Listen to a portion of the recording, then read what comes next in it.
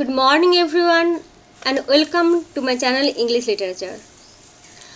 After a long time I cannot post any videos because I informed you that I am admitted in nursing home, and my last post was minor Elizabethan poets that I made before I got through this tough time.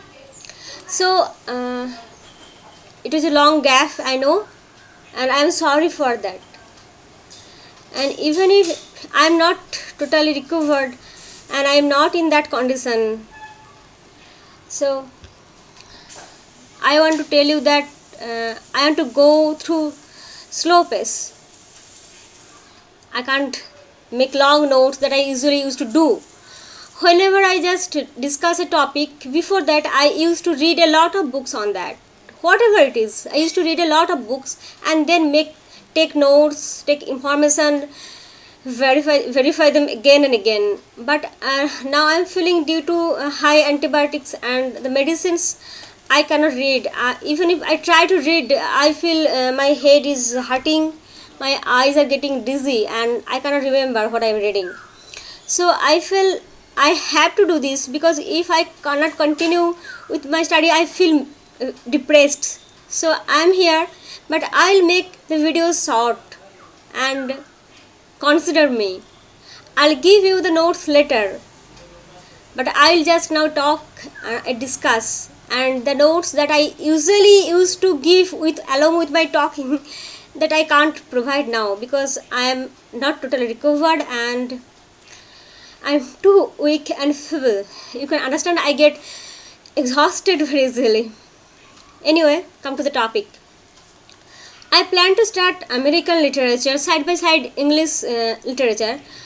We are talking about Elizabethan period and English literature of that time, and side by side I feel that I can talk about American literature because I want some change even here.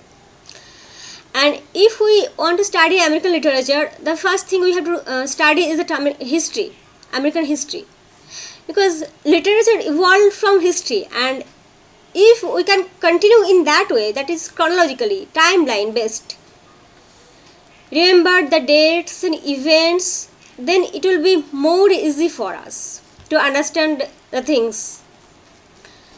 Okay, now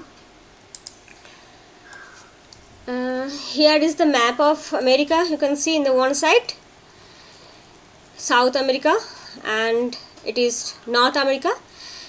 And American history started with the Renaissance, the exploration, the time of exploration. You have watched my video on exploration, I think so. Sorry for this interruption. In that video on exploration, Renaissance exploration, that video, you can watch it again. Then you will understand how due to Renaissance the people's minds changed and they began explore various countries for spreading Christianity, for digging the gold, for get fame, glory. And that exploration leads people to explore new countries like America and other countries. And American history started with Columbus. When? 1492. Okay. So Columbus was an Italian explorer, and he felt that actually what happened, there was the Silk Routes, the crusade. Do you remember? You must watch the Renaissance video again, then you can understand it more clearly. That Silk Routes, that was the routes that was made at the time of crusade for the communication of ammunition, food, everything associated with the war. So that route were controlled by Ottoman Turks, and Ottoman Turks, they control the east routes, and in the east routes they control it, and they demanded high tax for the Christians. So what the explorers started thinking, that if they can find another route through west, not through the east, but if they can find another route through the west, then it will be more easy for them. So with this motive, Christopher Columbus, he set out. Okay, he first go to Portugal king, that I want to explore a route through the west. But Portugal king paid no heed to his appeal. So he then went to Spain. Then in the Spain's throne there was Ferdinand and Isabella. They gave him permission. So Columbus's main object was what? To find a route through west to go India, Asian countries. And when he started his travel, he felt that he reached Bahamas, that is just near the North America, an island, and he felt that it is India. And after Columbus depart, and Columbus later take several voyages, almost 4 voyages including this one, and after Columbus depart, other countries, even before Columbus, other countries, mainly seacoast countries, like you can find here Italy, England, Spain, these are all the seacoast countries. They can easily, they has the ships, they can easily explore the sea countries. So these seacoast countries took part in exploration, because the interior part of the continent cannot do that so easily. And Spain, Portugal, France, Italy, all are engaged in exploring this new land, the virgin country. Who said this? Columbus. That is the virgin country. But actually it was not the virgin country. It was already populated with the aboriginal people, the early inhabitants. And there works a lot of imagination even in this history of America. What type of imagination?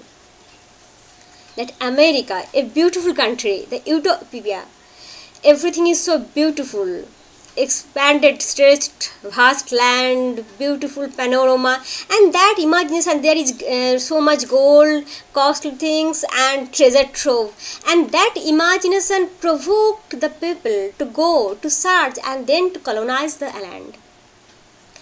Okay, I'm getting sort of breath.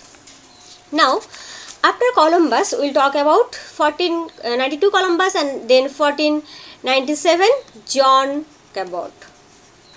John Cabot was from England. So John Cabot from England, he also ventured America, Atlantic coast of Canada. He reached the Atlantic coast of Canada. And then 1499 Amerigo Vespucci. In Amerigo Vespucci's name, it is called America. Why not in Columbus's name? Columbus was ventured there. Actually, Columbus did not discover it as America. Columbus think it is India, and that's for that reason Amerigo Vespucci's name is used for America. And now after that there are many explorations that all are not so important. You can remember some of the important dates like 1497, 1492, 1499 and then 1584. Walter Raleigh. You know this name very much in Elizabethan literature. Walter Raleigh, he reached the island, his name is Roanoke. Roanoke,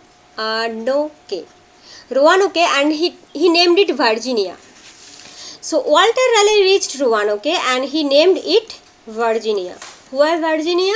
He named it Virginia maybe on the name of Queen Mary, who is called the Virgin Queen, because she never married. But Walter Raleigh came back and it was not successful, because the settlement, it was very mysterious. The whole settlement, the people who went there and get settled just get vanished. The next explorer who reached there find that the settlement in Roanoke, Virginia, is totally vanished. There was nothing. It is still a mystery that they were died of bitter cold or they were killed by the aboriginals. So what happened, it is not known till now. And now English settlement stopped for some time, and all the other settlements were happening through this time. But what they imagine that it is so beautiful land was not at all. Most of them cannot survive because of the bitter cold weather, starvation, and the adverse situation. And around 1606, 1606, who was in English throne?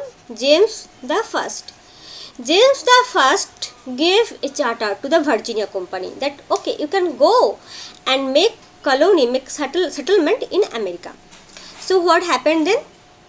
It was a commercial trading company, and 3 ships sailed under the leadership of John Smith. 3 ships sailed under the leadership of John Smith, and the name of the 3 ships is Susan Constant. One ship is Susan Constant. Next ship is Discovery. And then Godspeed.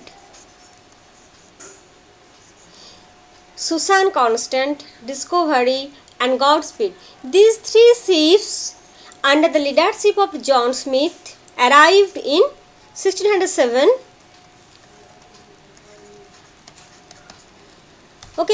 at Jamestown, Virginia, and it was the first permanent settlement on the part of the England, and it was not destroyed. So along with John Smith, the first permanent English settlement in America as an American colony was first settled, and John Smith was the leader, and he was also declared as their leader. Actually, he was not only the leading part of the exploration, but he was also became the government of that settlement. But there is some problem. Around 1609, most of the settlers in Jamestown died, but not all. But most of them died due to severe cold weather. So imagination did not work. That virgin country, and it is a land of exquisite beauty, and it is just like heaven. That did not work. Most of the people has to die, and even the Aboriginal peoples who used to live there, they also have to die, because the British settlers or other countries, the European settlers, brought with them not only the weapons, they had gunpowder, they had new commercial weapons, ammunition, stock, and the Aboriginal peoples cannot fight with them with their bow and arrow. But along with that, there was another thing: disease, various kinds of deathly disease, against which the Aboriginal people have no immunity power. So those who went there for settlement, they cannot beat the winter. They have to die due to the severe winter, due to the bitter cold weather, due to starvation, adverse situation, and the Aboriginal people had to die in their hand. So genocide, disease, everything was going on. That chaos, that conflict, that shattered that concept of imagination of virgin country, beautiful country, a heaven.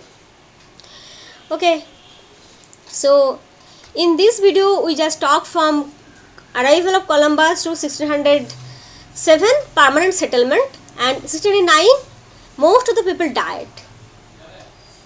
And in our next video, we will explore after that. From 1609, we will start, and after that, the further settlements we will discuss in America.